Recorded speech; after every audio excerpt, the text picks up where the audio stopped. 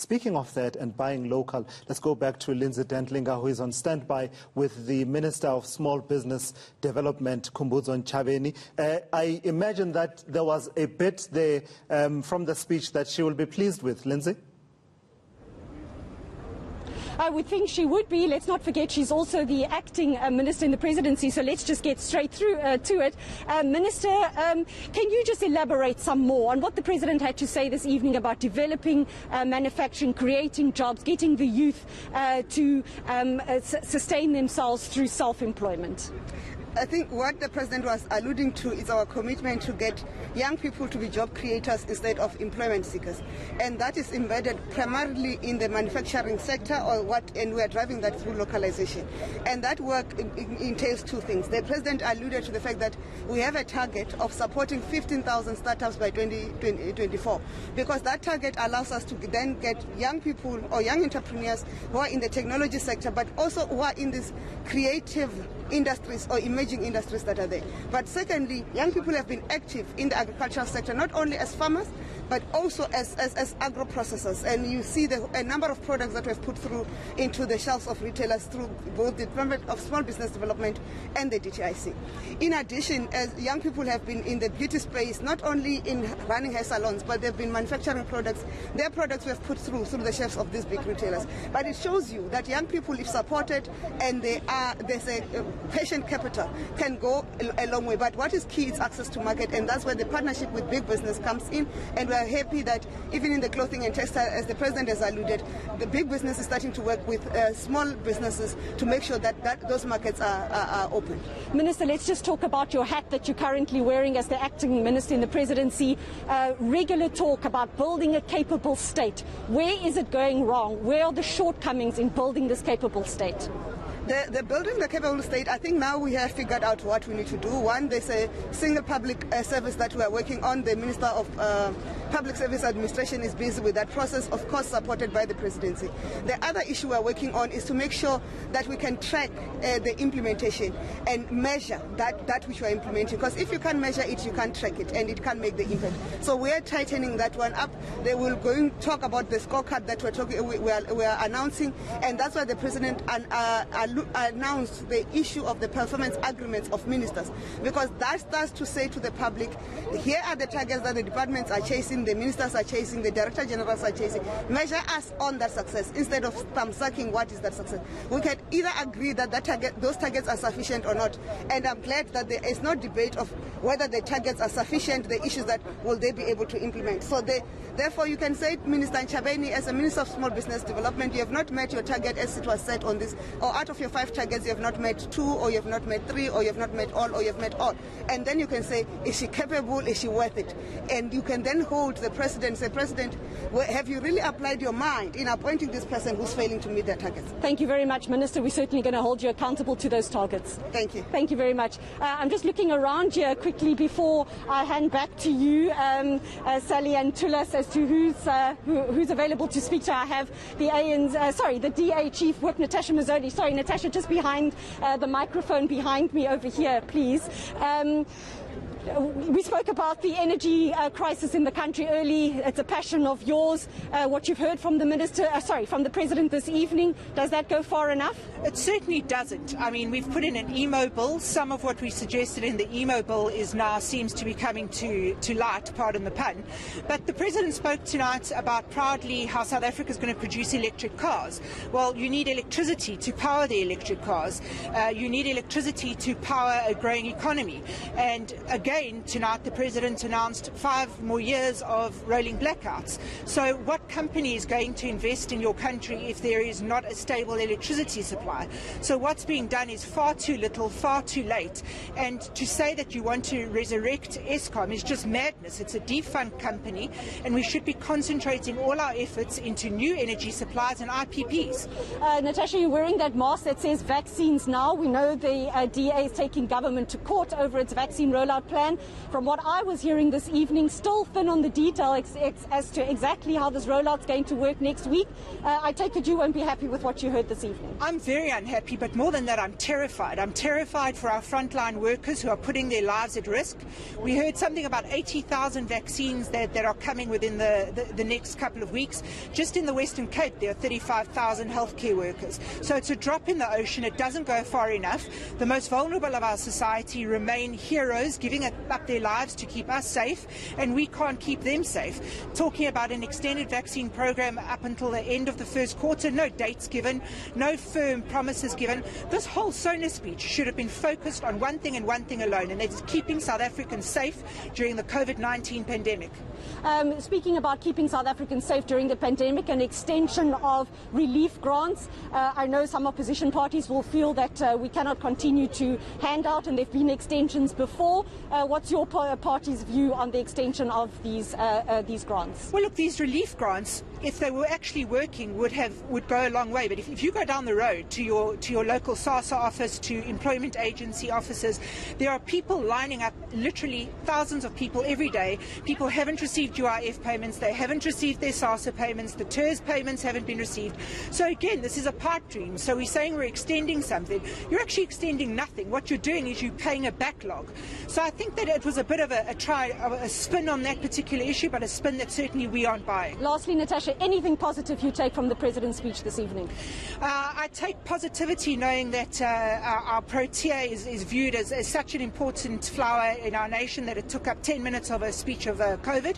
But what I do take away as a positivity is that the President realises that without the support of other political parties, and if we don't all actually stand together, and if we don't force the President to put political ideology aside and put the nation first, we are heading up a dangerous path, and there is no way forward. Thank you very much. Natasha Mazzone, the Chief Whip of the DA. Before I hand back to you, I'm just checking to see who's around me. So limitations here at Parliament today, so I don't have an extra set of hands to help me, so just bear with me. Behind me, Mkhuleko Hlengwa, the IFP spokesperson, also wears the hat as SCOPA chairperson. Mkhuleko, we also spoke earlier today about corruption endemic in the state. The President making some announcements on that score this evening. Does it give you, bolster your efforts here as that extra set of eyes in Parliament on corruption from what you've heard from him this evening? Well, you said the right things insofar as corruption is concerned. I think as Parliament we have demonstrated our political will to go after corruption. It's now upon the executive to demonstrate that, for it to walk its talk, and for the President to take this to the NC, because by and large that's where corruption is birthed. Once again, we want to thank the law enforcement agencies for their good work so far. Scope, we're quite satisfied. But I also think that the sharing and pooling of resources that the President spoke to is once again credit to what Scope has actually been doing, and they've just been, the President was riding our wave on that one. An anti-corruption body that will report to Parliament rather than the executive, does that give you some hope? Well, we will look at it. He has to switch the modalities of it, and the problem with this SONA is the lack of specifics. It was very generic. It was a box-ticking exercise of a SONA, and I mean the irony must not be lost. The President speaking about energy as a focus area, but we are in the middle of a load shedding. The collapses of ESCOM and the lack of consequences from an executive level right down to management at ESCOM is the clearest indictment so far that the things that the President said were quite concerning. The outsourcing of governing in the part of the President remains a problem. He wants to establish a water agency. For what? You've got water boards and you've got a Department of Water and Sanitation.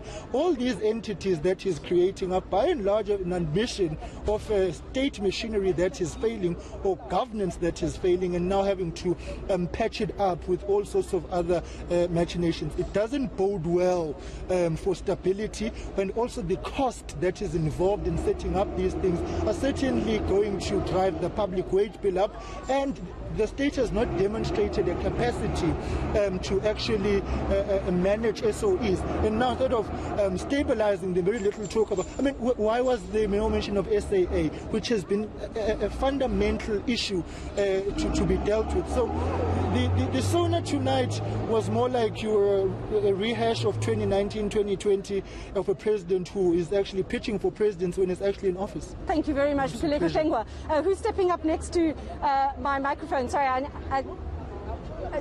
I'm just going to go back very quickly. Sean August from the Good Party, just very quickly, Sean, if you just keep it short for us, your party's views on what you've heard from the State of the Nation address this evening. Thank you very much. Our views are, we've seen what the President spoke about last year. Last year he made some master plan commitments. This year we could see that some of them were implemented. We've been monitoring some of those master plans over the last few months.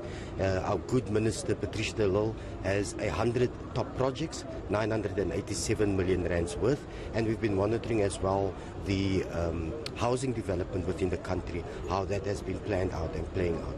So we are quite happy with some of the things the President has said. We do say that some master plan still needs to be implemented to ensure that poverty and unemployment. Sorry, Mr. August, please also wear your mask. Thank you. I'm going to move along. Reverend Kenneth Meshwe, the leader of the ACDP. Reverend, very shortly, what you take away from the President's speech this evening? Well, except for raising the issues with COVID, everything he said is a repeat of what he said the previous years. He raised the concern about corruption, but no plan of how they are going to deal with it this year that will be different from what they did the other years. He raised the issue of crime. It is a problem. Everybody knows about it. But he didn't tell us what he's going to do regarding crime to make sure that our streets and our homes are safe. Okay? Now, the issue of corruption, unfortunately, at the Zondo Commission, Brian Molefe has said the President is also corrupt.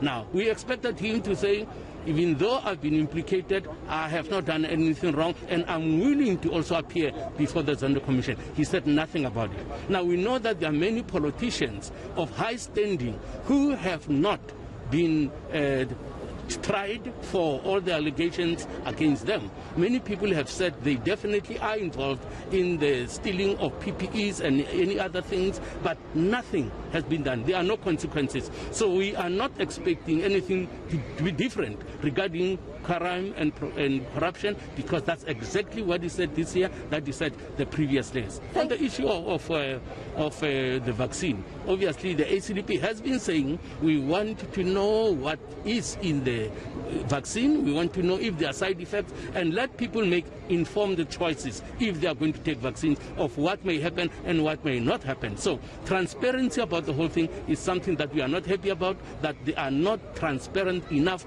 to tell us exactly what is happening and what's inside.